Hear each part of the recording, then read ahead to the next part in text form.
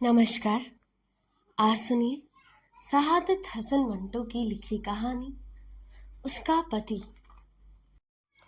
लोग कहते थे कि नत्थू का सर इसलिए गंजा हुआ कि वह हर वक्त सोचता रहता है। इस बयान में काफी सदाकत है, क्योंकि सोचते वक्त नत्थू सर से खुशलाया करता था, क्योंकि उसके बाल बहुत खुरदरे और खुश्क है और तेल न मिलने के बाईस बहुत खस्ता भी हो गए।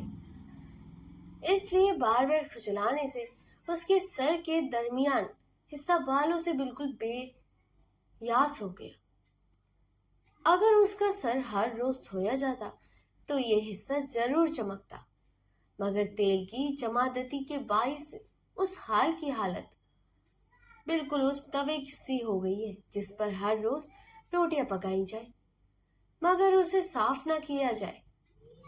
नत्थू भट्टे पर ईंटें बनाने का काम करता था। यही वजह है कि वो अक्सर अपने ख्यालात को कच्ची ईंटें समझता था और किसी पर भी फौरन ही हाजिर नहीं किया करता। उसका यह उसूल था कि ख्याल को अच्छी तरह पकाकर बाहर निकालना चाहिए, ताकि जिस इमारत में वो इम्तिहाल हो उस पर एक मजबूत हिस्सा बनाया जाए।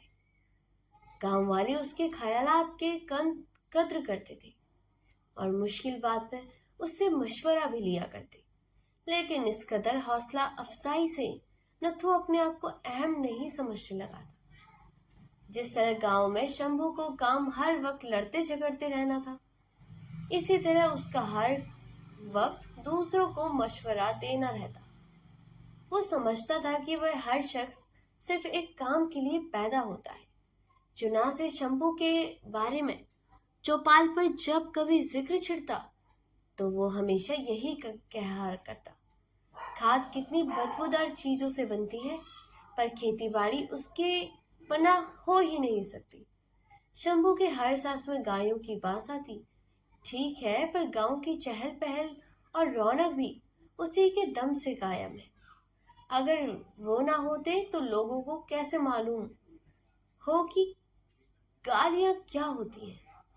अच्छे बोल जानने के साथ और बुरे बोल भी मालूम होने चाहिए। नत्थू भट्टे से वापस आ रहा था और हस्बे मालूम सर खुजलाता गांव के किसी मसले पर गौर फिक्र कर रहा था।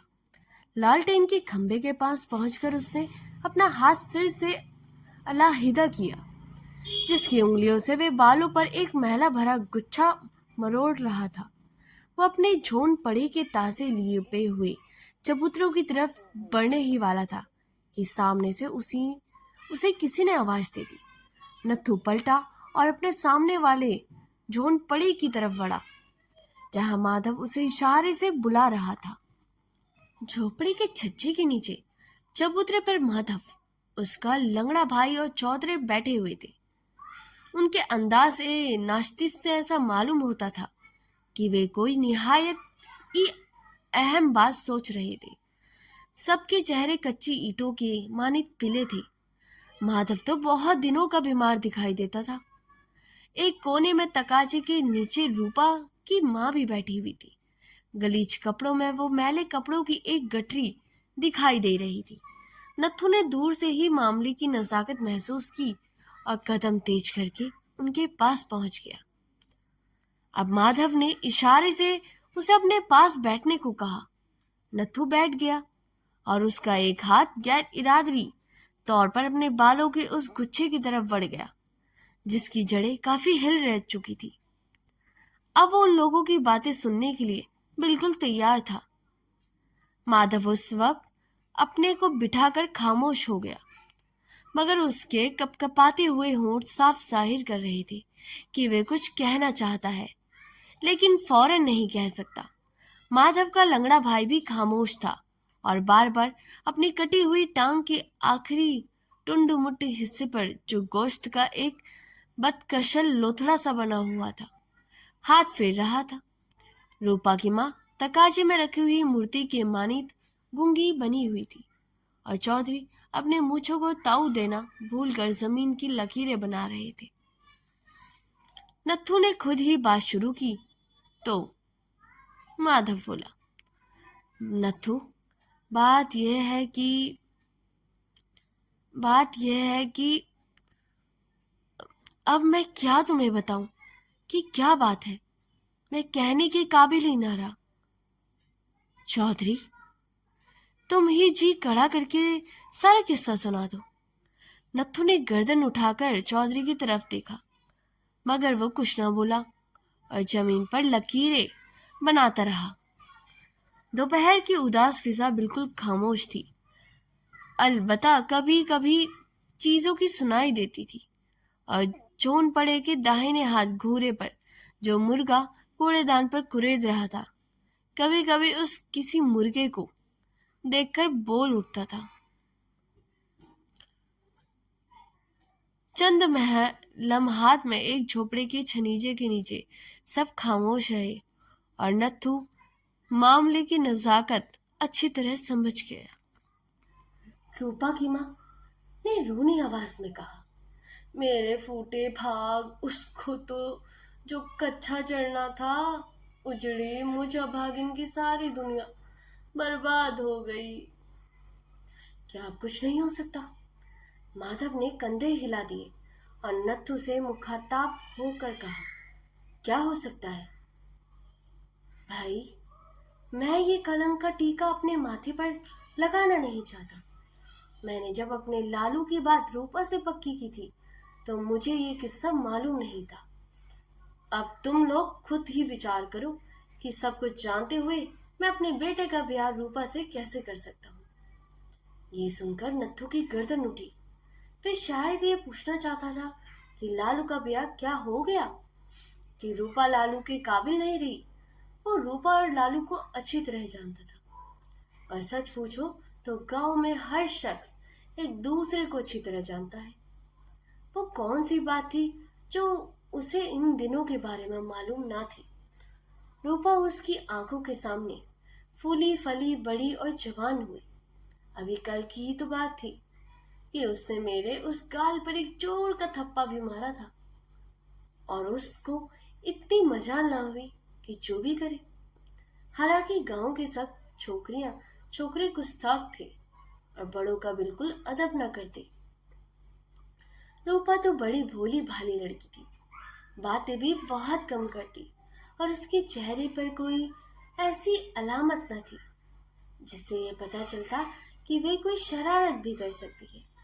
फिर आज उसकी बाबात में ये बातें क्या हो रही थी? नत्थू को गांव के हर जोन पड़े हुए उसके अंदर रहने वालों का हाल मालूम था। मिसाल के तौर पर उसे मालूम था कि चौधरी की गाय ने सुबह सवेरे ही एक बछड़ा दिया है और माधव के लंगड़े भाई की बैसाखी भी टूट गई। गामा हलवाई अपनी मूछों के बाल चुन रहा था और इसके हाथ से आईना गर कर टूट गया और एक सैर दूध के पैसे नाई को बतौर कीमत देने पड़े। उसे ये भी मालूम था कि दो उपलों पर परशुराम और गंगू की चकपक होती रह गई थी और सालिकम राम ने अपने बच्चों को पापड़ भूनकर खिलाए थे। हालांकि वेद जी ने मना किया था कि उनको मिर्चों वाली कोई चीज ना दी जाए। नत्थू हैरान था कि ऐसी कौन सी बात है जो उसे मालूम नहीं। ये तमाम ख्यालात उसके दिमाग में एकदम में आ गए और वो माधव काका से अपनी हैरत दूर करने के खातिर कोई सवाल करने ही वाला था कि चौधरी ने जमीन पर तोते की शक्ल यकराते हुए कहा, कुछ समझ में नहीं आता। थोड़े ही दिनों में वे बच्चों की माँ भी बन जाएगी। तो ये क्या बात थी? नत्थू के दिल पर एक घूसा सा लगा।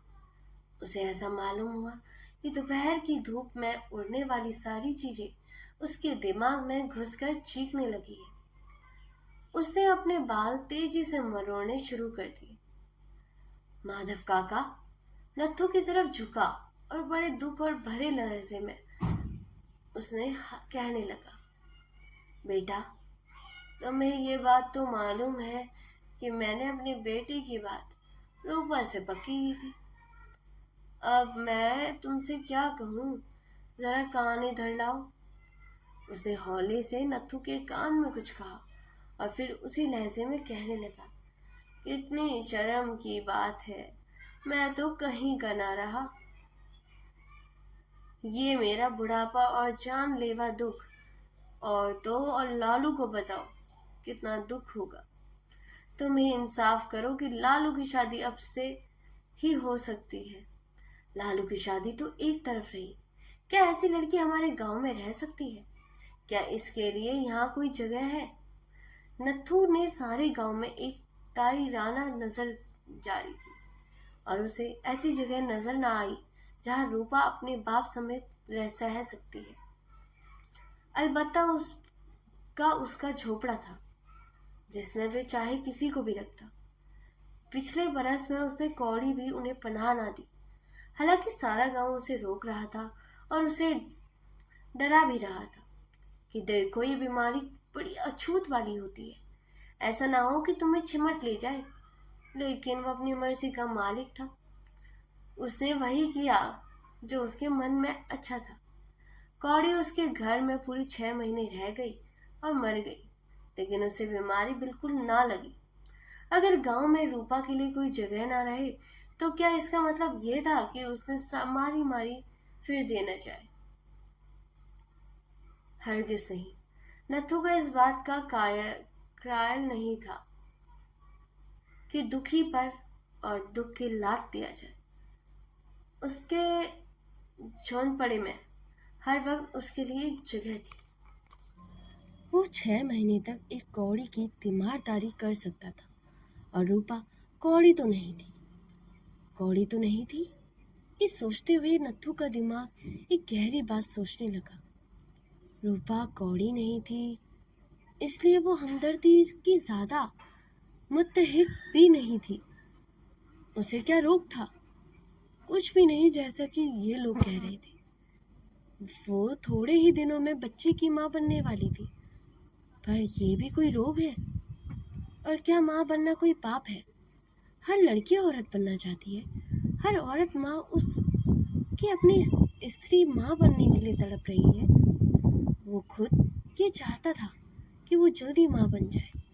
इस लिहाज से भी रूपा का माँ बनना कोई ऐसा जुर्म नहीं था जिस पर उसे कोई सजा दी जाए या उसे कोई रकम का मुक्तहित करार दिया जाए।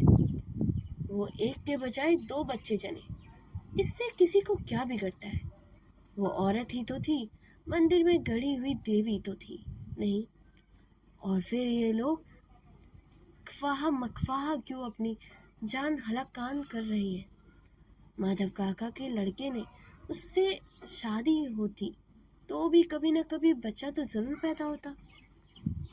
अब कौन सी आफत आ गई है? ये बच्चा जो अब उनके पेट में था कहीं से उड़कर तो नहीं आया गया। शादी ब्याह जरूर हुआ होगा।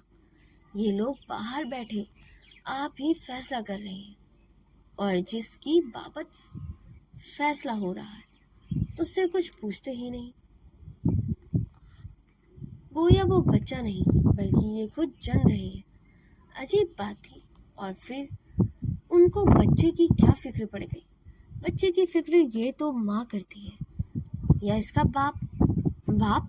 और मजा देखिए कि कोई बच्चे की बाप की बात ही नहीं करता। ये सोचते हुए नत्थू के दिमाग में एक बात आई और उसने माधव काका से कहा, जो कुछ तुमने कहा उससे मुझे बड़ा दुख हुआ, पर तुमने ये कैसे कह दिया कि रूपा के लिए यहाँ कोई जगह नहीं? हम सब अपने अपने झोंपड़े को ताला लगा दे तो भी उसके लिए एक दरवाजा खुला रहता है। चौधरी ने जमीन पर तोतों की आंख बनाते हुए कहा, तौबा का। नत्थू ने जवाब दिया, उनके लिए जो पापी हो। रूपा ने कोई पाप नहीं किया, वो निर्दोष है। चौधरी ने हैरत से माधव काका की तरफ देखा और कहा, इसने पूरी बात नहीं सुनी। माधव का लंगड़ा भाई अपनी कटी हुई टांग पर हाथ फेरता रहा। नत्थू रूपा की माँ से मुखातब हुआ, अभी सुन लेता हूँ, रूपा कहाँ है? रूपा की माँ ने अपनी खुरदरी उंगलियों से आंसू पूछे और कहा, अंदर बैठी और अपने नसीबों को रो रही है। ये सुनकर नत्थू ने अपना सिर एक बड़े जोर से खुशलाया और उठकर कमरे के अंदर चला गया। रूपा अंधेरी कोठरी के एक कोने में सिर झुकाए बैठी थी। उसके बाल बिखरे हुए थे, मैले कुचले कपड़ों में। अंधेरे के अंदर वो गीली मिट्टी का ढेर सा दिखाई दे रही थी। जो बातें बाहर हो रही थी उन पर एक एक लफ्ज उसी ने सुना था। हालांकि उसके कान के उसके अपने दिल की बातें सुनने में लग गए थे, जो किसी तरह खत्म नहीं होती थी। नथु अंदर आने के लिए उठा तो वो दौड़कर सामने की खटिया पर जा पड़ी और गुदगुदी में अपना सर मुंह छुपा लिया। नथु ने जब देखा कि रूपा छुप गई है तो उसे बड़ी हैरत हुई। उसने पूछा, अरे मुझसे क्यों छुपती हो?